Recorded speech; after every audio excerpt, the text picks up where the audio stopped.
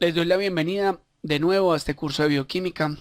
En esta entrega eh, empezaremos con la explicación de las grasas y comenzaremos con una de las familias que son los ácidos grasos y los acilgliceroles. Ya hemos hablado sobre las cuatro biomoléculas básicas de la bioquímica y en este caso pues nos quedaremos con los lípidos y hablaremos de ellos. Los lípidos tienen varios nombres, pero se consideran lípidos su principal nombre general, también se consideran grasas o aceites. Una propiedad importante es que pueden ser algunos insolubles en el agua o moléculas apolares y otros pueden tener regiones que son solubles e insolubles o conocidos como moléculas anfipáticas.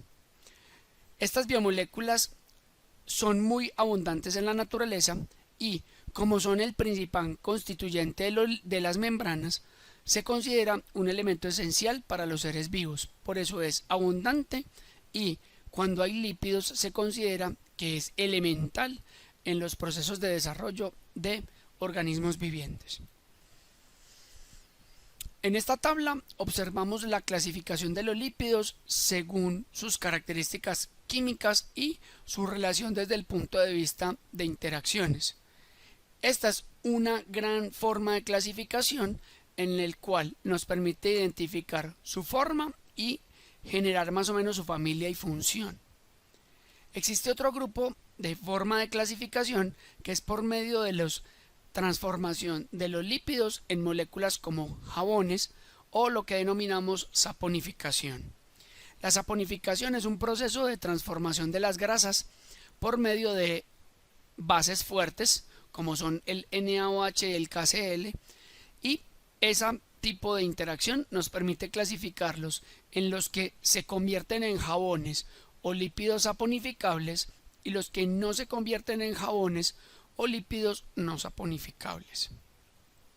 En este video vamos a usar ambas clasificaciones para determinar más o menos su naturaleza. Vamos a comenzar entonces con los ácidos grasos. Químicamente, un ácido graso está considerado dentro del grupo de los primeros lípidos en formación, dado que químicamente son muy simples.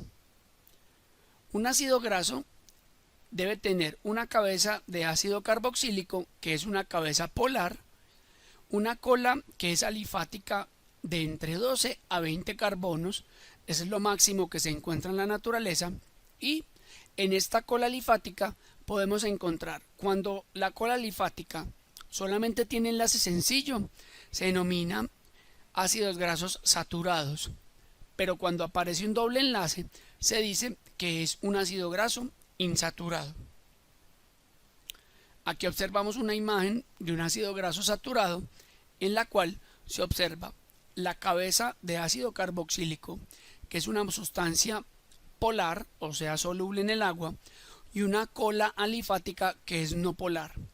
Entonces, los ácidos grasos son moléculas anfipáticas. Los ácidos grasos se diferencian por varias formas. Una, la longitud de las colas de la cadena alifática. Dos, por el tipo de doble enlace. Y cuando son insaturados, si tienen uno solo, se llama mono. Si tiene más de uno, se llama poliinsaturado. La otra forma de clasificar es por la posición del carbono donde está el doble enlace y si ese doble enlace es cis o trans.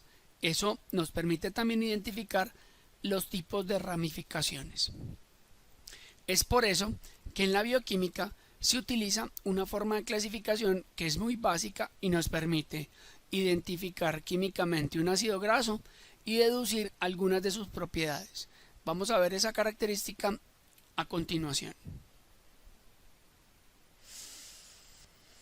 Vemos aquí la forma de enumerar a los carbonos del ácido graso. El carbono 1 es el carbono carbonilo y de ahí el carbono 2, que es de la cadena alifática, podrá tomar un nombre de la letra griega alfa porque es la primera. De ahí continuará con la beta, gamma, delta y etcétera, hasta llegar al último carbono que es llamado como carbono omega. ¿Por qué es importante esta nomenclatura, porque en bioquímica, cuando hablamos de una reacción bioquímica sobre la cadena alifática, se debe especificar si es sobre el carbono alfa, beta, gamma o delta, y por eso es importante darle esas letras griegas. También existe otra connotación importante en bioquímica y es la siguiente. Cuando quitamos un oxígeno del carbonilo, lo que vamos a obtener es una molécula como esta que se denomina grupo acilo. ¿Qué es un grupo acilo para la bioquímica?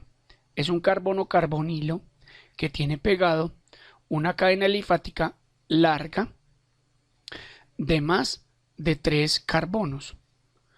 Cuando este grupo se recorta a 2 carbonos, como observamos en esta imagen, se dice que ese grupo se denomina grupo acetilo, que es un carbono carbonilo unido a un metil. ¿Por qué es importante estos dos conceptos? Porque cuando hacemos los procesos de degradación de los ácidos grasos, se presenta una ruptura de 2 en 2 partiendo del grupo acilo y en cada ruptura se libera un grupo acetilo. Ya conociendo la diferencia entre acetilo y acilo, pasemos a la nomenclatura de las moléculas de los ácidos grasos. Entonces, la nomenclatura es un proceso muy simple en la cual se puede trabajar de dos maneras. Una forma que se llama la forma delta, que es enumerar comenzando a partir del carbono carbonilo, y es muy simple. En este ejemplo vemos que partiendo del carbono carbonilo, uno cuenta el número de carbonos que equivale a 14. Entonces se pone el número de carbonos y seguido de 2 puntos se especifica cuántos dobles enlaces tiene.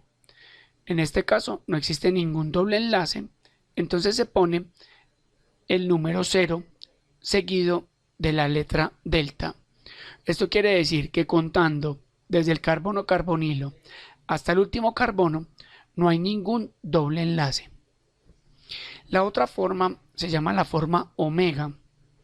En esta forma se cuenta desde el último carbono, por eso se llama omega, porque recuerden que el carbono último de la cadena alifática se denominó con la letra griega omega, y como tampoco tiene un enlace doble, no hay ninguna insaturación, se le da el valor de 0. De estas dos formas estamos viendo un ácido graso saturado nomenclado desde la forma delta y la forma omega.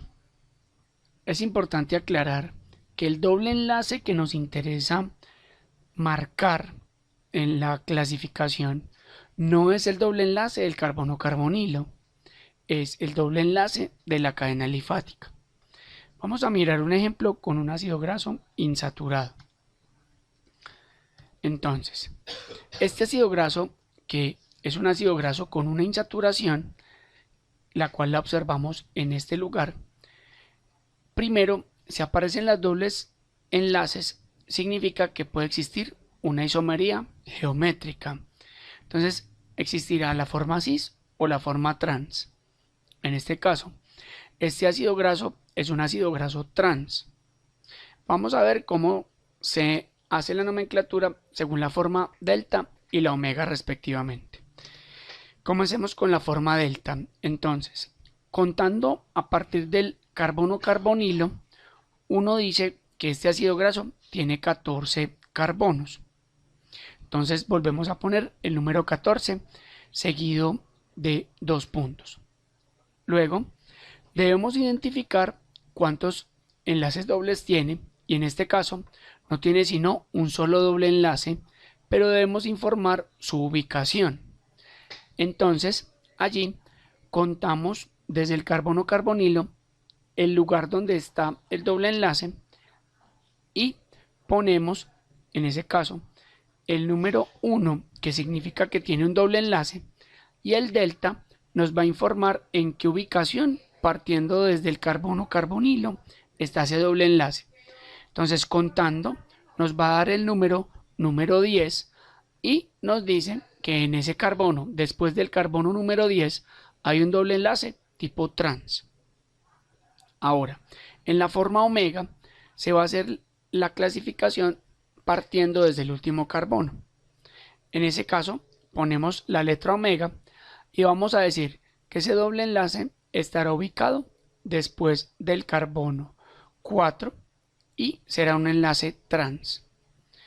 Aquí vemos que este ácido graso de las dos formas de nomenclar, solamente en la forma omega nos interesa la ubicación del doble enlace, mientras que en la forma delta nos dice el número de carbonos y la ubicación del doble enlace. Conocemos ya entonces la forma de clasificación delta y omega. En esta tabla vemos un número significativo de ácidos grasos que están en la naturaleza y vemos cómo en la región izquierda está la clasificación tipo delta, que nos permite identificar los ácidos grasos saturados e insaturados y nos permite determinar cuáles son sus características químicas generales. Es importante conocer la clasificación omega y delta por una razón, y es la siguiente.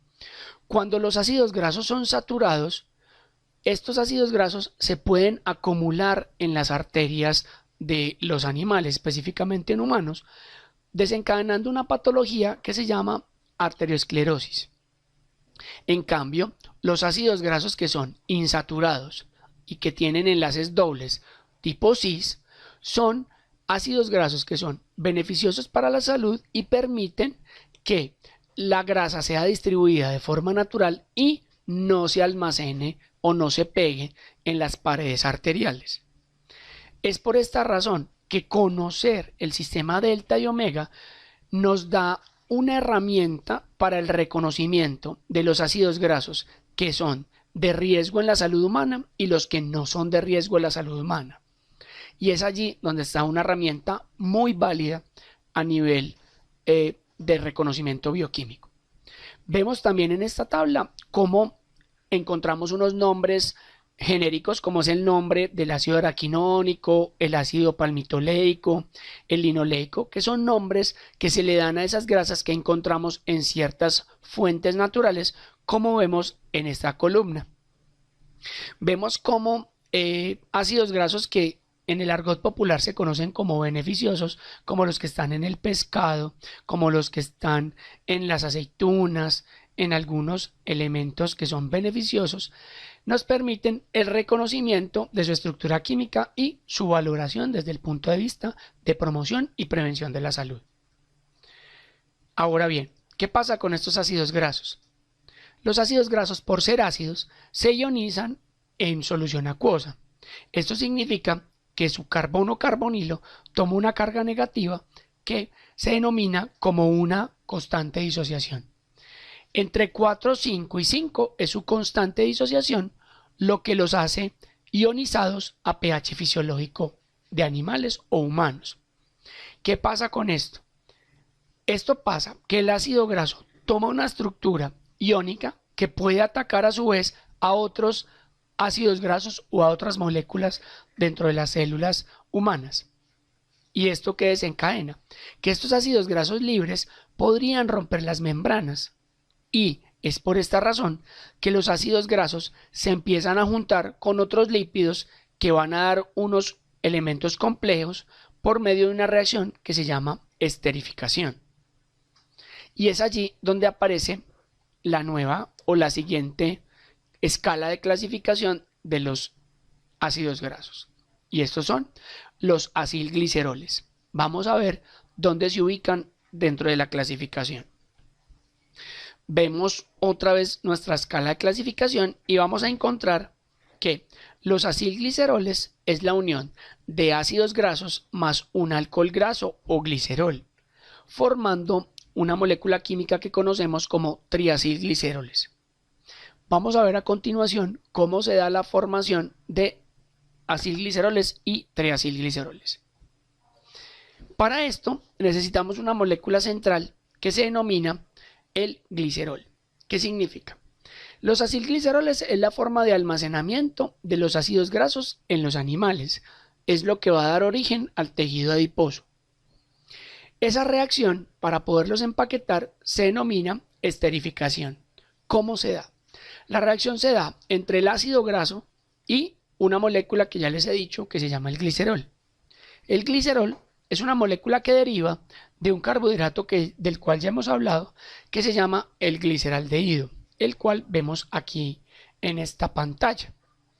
El gliceraldehído es una aldotriosa que cuando sufre un proceso de reducción se convierte en esta molécula que vemos acá, que se denomina el glicerol. El glicerol es una molécula de 3 carbonos con 3 alcoholes. Es en esos alcoholes donde se va a anclar cada uno de los ácidos grasos, como vamos a ver a continuación. Lo primero que tenemos que hacer es activar el ácido graso por medio de la coenzima A. Allí, una enzima conocida como la acil-CoA sintetasa coge la energía proveniente del ATP e hidrolizándolo 2 veces pega la coenzima A al ácido graso y así se obtiene un acil-CoA. Aquí vemos el resumen de la reacción. Es un mecanismo que se denomina una acilación. ¿Para qué se hace eso?